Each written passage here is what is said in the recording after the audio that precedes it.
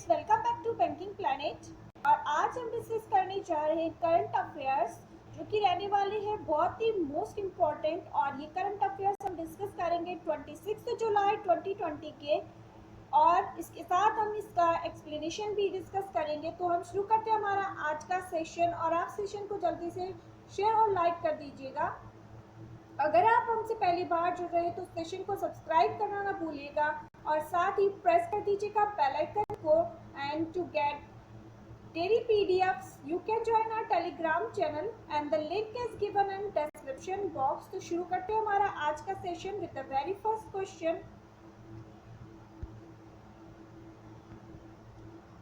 Name the minister who has launched वृक्षारोपण अभियान tree plantation campaign 2020। हाल ही में वृक्षारोपण अभियान जो कि ट्री प्लांटेशन कैंपेन 2020 से किसके द्वारा लॉन्च करा गया है? एंड ये लॉन्च करा गया है अमित शाह, जो कि हमारे होम अफेयर्स मिनिस्टर है, इनके द्वारा। Option D is our answer. और धर्मेंद्र प्रधान की मिनिस्ट्री कौन सी है, इनका पोर्टफोलियो क्या है, ये कौन से मिनिस्टर हैं आपको बताना है। और इन्होंने हाल ही में एक इंडिया यूएस एनर्जी के लिए जो मीटिंग हुई थी, जिसका सेकंड एडिशन, जिसमें यूएस के एनर्जी सेक्रेटरी डैन ब्रॉयलिटी के साथ भी पार्ट लिया, अटेंड करी थी, को चेयर करी थी। और ये है minister of petroleum and natural gas R K. Singh, minister of power है एंड रिन्यूएबल एनर्जी है। एंड संजय धोत्रे है minister of state for HRD. तो ये है ऑप्शन से कुछ फैक्ट्स। नेक्स्ट इसके कुछ फैक्ट्स देख लेते हैं। Home minister Shri Amit Shah ji has commenced वृक्षारोपण अभियान। The tree plantation campaign of the coal ministry. The Vriksharopan campaign is conducted at over 130 locations in almost 38 districts of the 10 coal lignite bearing states. Over 6 lakhs seeding is planted 600 acres।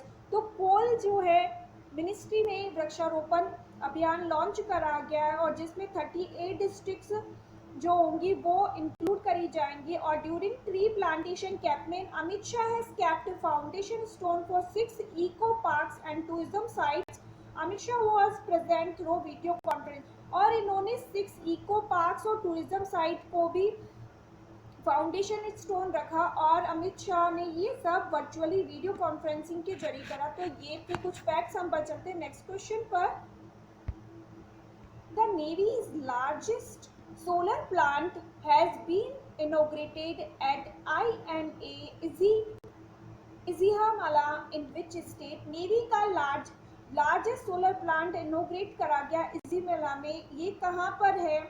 और ये है केरला में सिचुएटेड। Option B is our answer. Option B हमारा बन जाता answer. इज़िमाला Kerala में navy के द्वारा लार्जेस्ट सोलर प्लांट इनोग्रेट करा गया है। Next question is, as per the finance minister, how much amount has been approved for 81 projects under special window for affordable and mid-income housing Swami Fund First?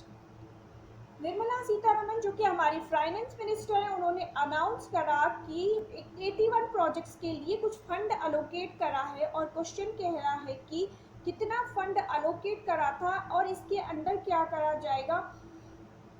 Housing के लिए जो mid affordable और mid income housing scheme है, उनके लिए launch करे जाएंगे। और ये है option A is our answer. Option A हमारा आंसर बन जाता है। नेक्स्ट हम बढ़ चलते हैं क्वेश्चन पर। Adani ports and special economic zone limited has become the first Indian and dash globally to sign up the science based target initiative. Adani ports और स्पेशल इकोनॉमिक जोन है, ये बन गए हैं भारत के पहले, और ग्लोबली इनकी रैंक कितनी है, जिन्होंने कि साइंस बेस्ड टारगेट इनिशिएटिव को साइन करा है। एंड इनकी रैंक बन गई है 7th। इनकी रैंक क्या बन गई है? 7th बन गई है, जिन्होंने साइंस बेस्ड टारगेट को साइन करा है। Option C is our answer. की कुछ फैक्ट्स भी देख लेते हैं। APSES sign up for the science based target initiative Adani Ports and Special Economic Zone Limited has signed up for the Science Based Target Initiative. Due to this, APIC has been as first Indian port and seventh port globally. First Indian port और globally कितना port बन गया, seventh port बन गया. Along with that AP says commits to reduce emission in order to keep global warming to 1.5 degrees Celsius above pre-industrial levels. AP says also signs and committee to task force on climate related financial disclosure.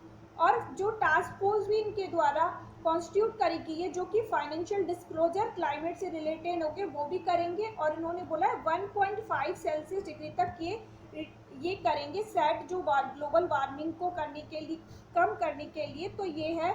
और इनके headquarter कहाँ है, APSEZ का अहमदाबाद में. और करण Adani CEO है. और founder कौन है, गौतम अडानी. और कब फाउंडेड हुआ था, 26 अप्रैल 1998. 26 अप्रैल 1998. नेक्स्ट क्वेश्चन पे बढ़ चलते हैं हम. India and EU has partnered to purify sewage water in Ganga and Godavari rivers under Springs project. It is developed by which IIT? India और EU क्या कर रहे हैं, उन्होंने पार्टनर करा है जो भी गंगा रिवर और गोदावरी रिवर है उनमें जो सीवेज वाटर जो चला जाता है उसको प्योरीफाई करने के लिए अंडर स्प्रिंग प्रोजेक्ट. तो ये स्प्रिंग प्रोजेक्ट कौन सी IIT के द्वारा डेवलप करा गया है, और ये IIT BU के द्वारा डेवलप करा गया. Option D is our answer. हमारा आंसर क्या बन जाता है, option D. Next, which initiative is launched by World Health Organization WHO to provide legal information worldwide? WHO के द्वारा कौन सी, WHO जो वर्ल्ड हेल्थ ऑर्गेनाइजेशन है उन्होंने लीगल इंफॉर्मेशन प्रोवाइड करने के लिए कौन सा इनिशिएटिव लॉन्च करा है, and covid law lab. Covid law lab launch करा गया वर्ल्ड हेल्थ ऑर्गेनाइजेशन के द्वारा, और जो कि कोविड-19 से रिलेटेड लीगल इंफॉर्मेशन प्रोवाइड करेगा.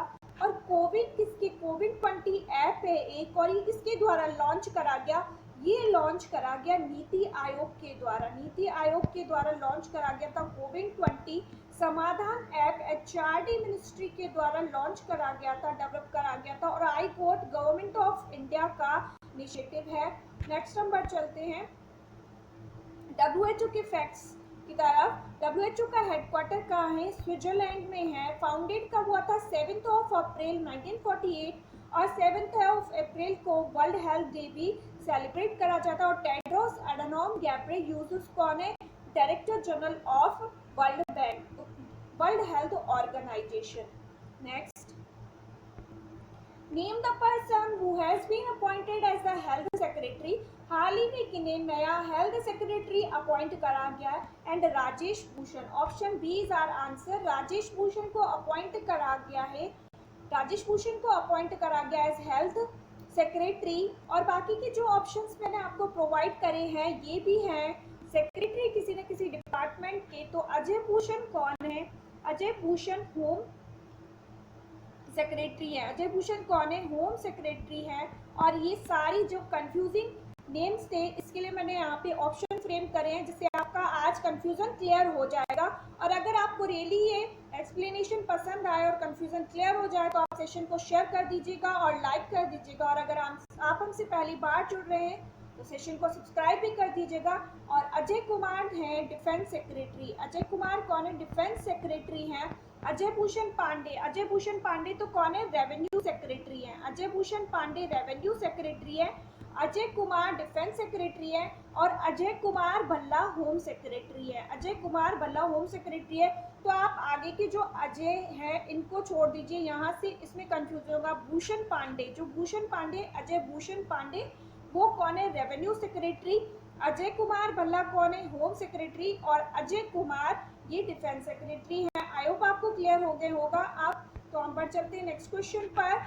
What is the theme of world's largest and first global fintech fest that was held virtually? हाल ही में क्या करा गया, फर्स्ट वर्ल्ड का लार्जेस्ट और पहला ग्लोबल फिनटेक फेस्ट ऑर्गेनाइज करा गया वर्चुअली, और इसकी थीम क्या रखी गई, fintech iron out the impact of Covid, और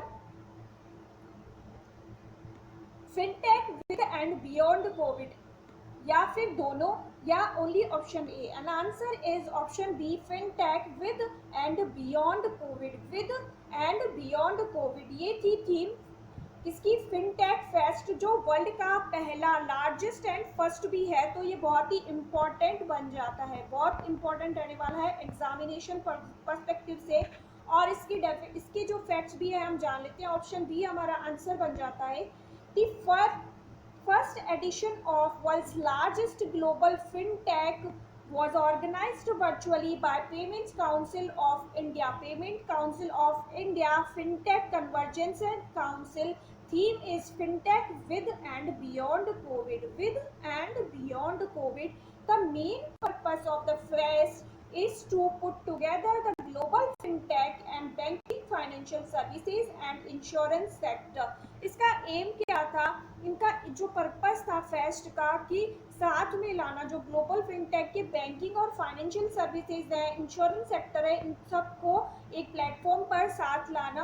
along with it national payment corporation of India, NPCI का फुल फॉर्म एग्जाम में पूछा जाता है, national payment corporation of India has announced a unified payment interface UPI, unified payment interface AutoPay, in order to make online recurring payment easy across the country. NPCI also make partnership with the State Bank of Mauritius, India, in cash in order to introduce RuPay commercial card. तो ये कुछ facts हैं जो कि बहुत ही important है। रूपे card commercial भी launch करा गया, इंट्रोड्यूस करा गया। और एनपीसीआई एस्टैब्लिश कब हुआ था, 2008 में एस्टैब्लिश हुआ था, और इसका हेडक्वार्टर कहाँ है, मुंबई में है। तो ये है कुछ फैक्ट्स। और दिलीप बसपे कौन है, दिलीप बसपे हैं इसके एमडी एंड सीईओ।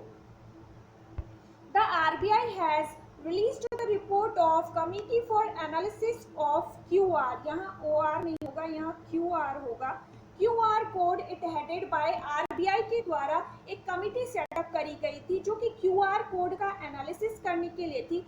अब उनकी रिपोर्ट को रिलीज कर दिया है आरबीआई ने, और ये किसके द्वारा हेड की जा रही थी, और ये दीपक बी पाठक के द्वारा हेड कर दी जा रही थी कमेटी, किसके लिए, जो कि एनालिसिस कर रही थी क्यूआर कोड का। और बाकी के जो ऑप्शंस हैं वो भी किसी न किसी कमेटी के हेड हैं। उदय कोटक इनको हाल ही में कन्फेडरेशन ऑफ इंडियन इंडस्ट्री में अपॉइंट करा गया एज प्रेसिडेंट, और साथ ही ये है कौन सी कमेटी के चेयर कर रहे हैं, कौन सी कमेटी को हेड कर रहे हैं, insolvency and bankruptcy board of India. Insolvency and bankruptcy board of India के द्वारा एक कमेटी कॉन्स्टिट्यूट करी गई थी जो कि कॉर्पोरेट सेक्टर की इंसॉल्वेंसी के लिए एडवाइजरी कमेटी थी, उसको हेड कर रहे हैं, उसको चेयर कर रहे हैं अमिताभ कांत। नीति आयोग के द्वारा एक कमेटी कॉन्स्टिट्यूट करी गई थी जॉब प्लेटफॉर्म डेवलप करने के लिए, और उसे हेड कर रहे हैं अमिताभ कांत। और ये कौन है, सीईओ ऑफ नीति आयोग। और उषा थोराट को हाल ही में अपॉइंट करा गया था सेबी के द्वारा म्यूचुअल फंड्स के लिए एडवाइजरी कमेटी का हेड। तो ये है कुछ बहुत ही इंपॉर्टेंट फैक्ट्स, और इन्हें आप नोट जरूर कर लीजिएगा। Next question is option C is our answer.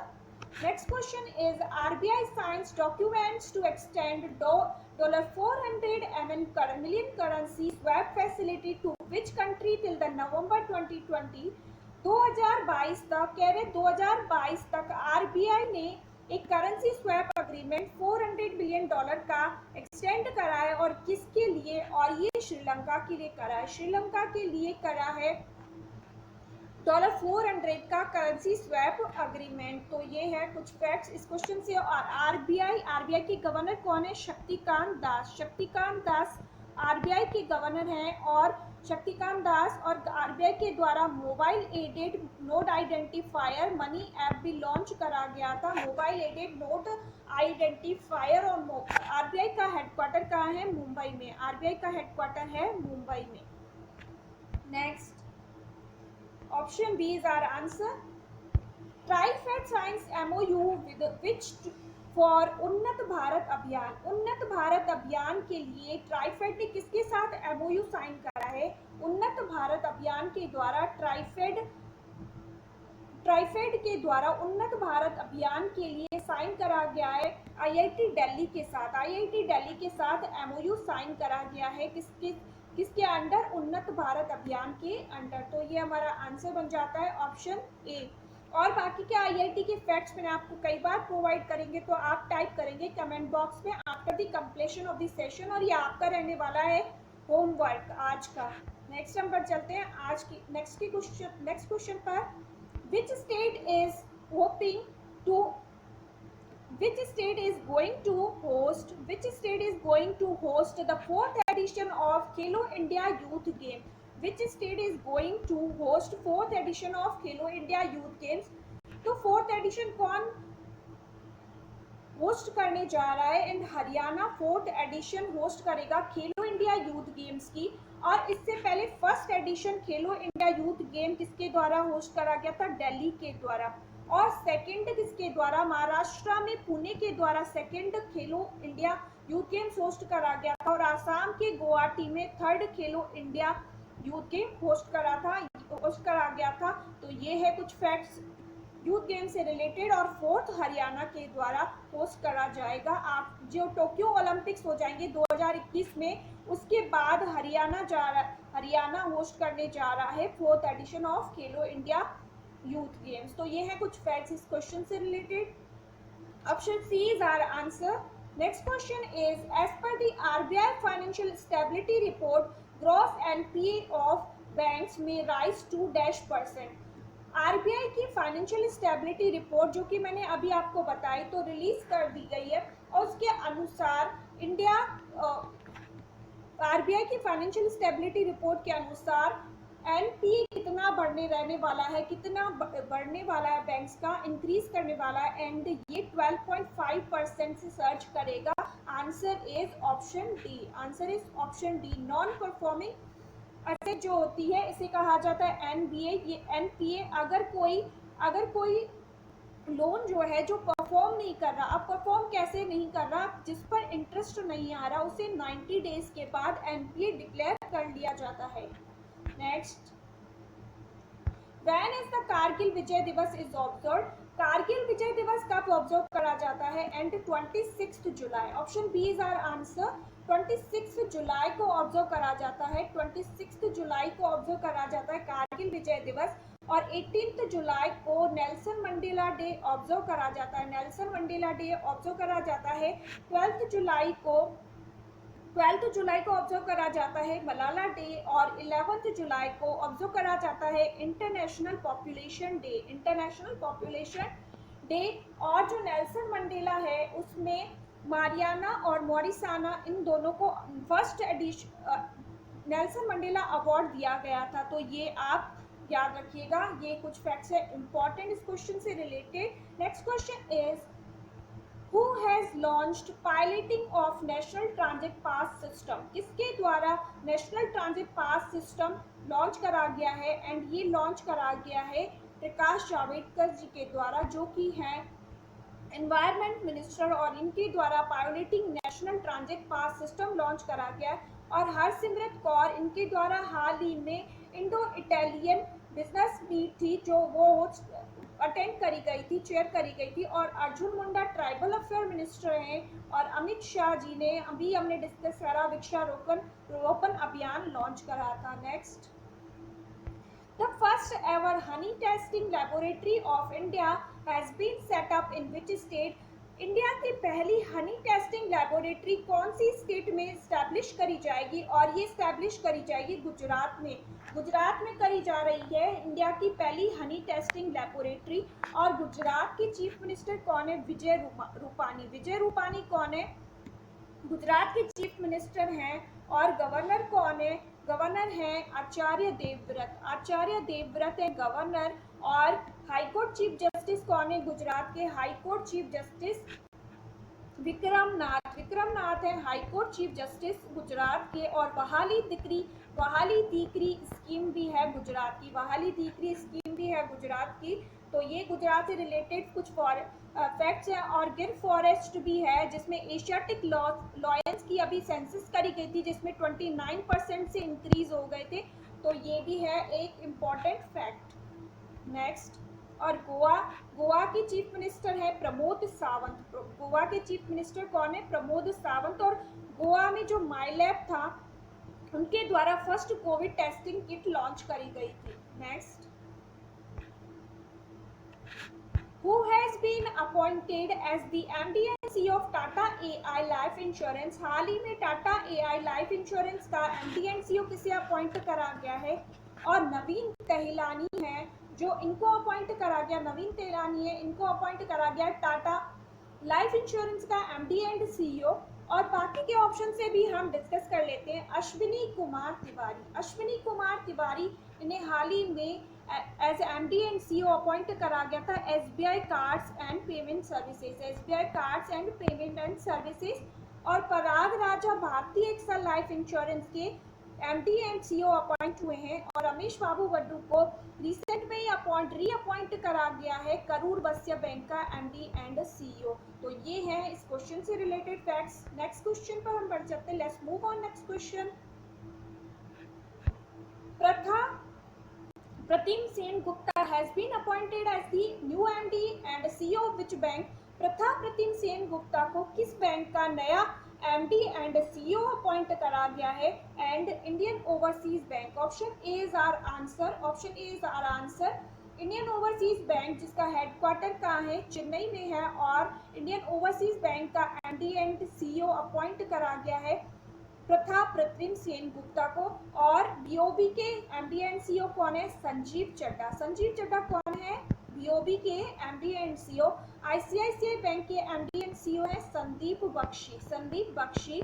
और करूर वैश्य बैंक का अभी हमने डिस्कस करा, रमेश बाबू वड्डू को रीअपॉइंट करा गया है। तो ये कुछ फैक्ट्स इस क्वेश्चन से रिलेटेड जो कि बहुत ही इंपॉर्टेंट रहने वाले हैं आपके एग्जामिनेशन पर्सपेक्टिव से। HRD ministry has set up a committee stay in India and study in India to form guidelines and measures to make sure that more students study in India। It headed by HRD ministry जो human resource ministry है उनके द्वारा एक committee setup करी गई है। और कौन सी वो कमिटी है? Stay in India and study in India. और इसके लिए गाइडलाइंस और मेजर्स प्रोवाइड करने के लिए किसके लिए? जो कि स्टूडेंट हैं इंडिया में ज़्यादा स्टडी करें। अब ये स्टूडेंट कौन से हैं? जो कि ड्यू टू कोविड-19 वापस आ रहे हैं, जो अब्रॉड में स्टडी कर रहे थे और वो वापस आ रहे हैं इंडिया में ड्यू टू कोविड-19, उनके लिए ये कमेटी सेटअप करी गई है ताकि उनको मेजरमेंट किया जा सके और उनको गाइडलाइंस दी जा सके कि कैसे वो स्टडी करें। तो और ये इसके हेड हैं जो UGC है, यूनिवर्सिटी ग्रांट कमीशन के प्रोफेसर DP सिंह के द्वारा ये हेड करी जा रही है। प्रोफेसर DP सिंह कौन है? ये यूनिवर्सिटी ग्रांट कमीशन के हेड, तो इनके द्वारा हेड करी जा रही है ये कमेटी। और राजीव कुमार कौन है? Vice chairperson of NITI Aayog. Amit Shah है होम मिनिस्टर। और कनन CS वॉरियर, इनके बारे में हमने कुछ रीसेंट फैक्ट डिस्कस कर रहा था, कमेंट बॉक्स में टाइप करिए आप जल्दी से, तब तक मैं भी डिस्कस करती हूँ। इनको अवार्ड दिया गया था इनके आउटस्टैंडिंग वर्क के लिए, जो कि इन्होंने फॉरेस्ट्री के लिए किया था, तो इसके लिए इनको अवार्ड दिया गया था, national award for outstanding research in forestry. तो ये है कनन CS वॉरियर के बारे में recent fact. Option C is our answer. So that was it for today. Stay tuned, stay safe, have a nice day. Like, share and subscribe. I hope आपको पूरा session और explanation पसंद आया होगा।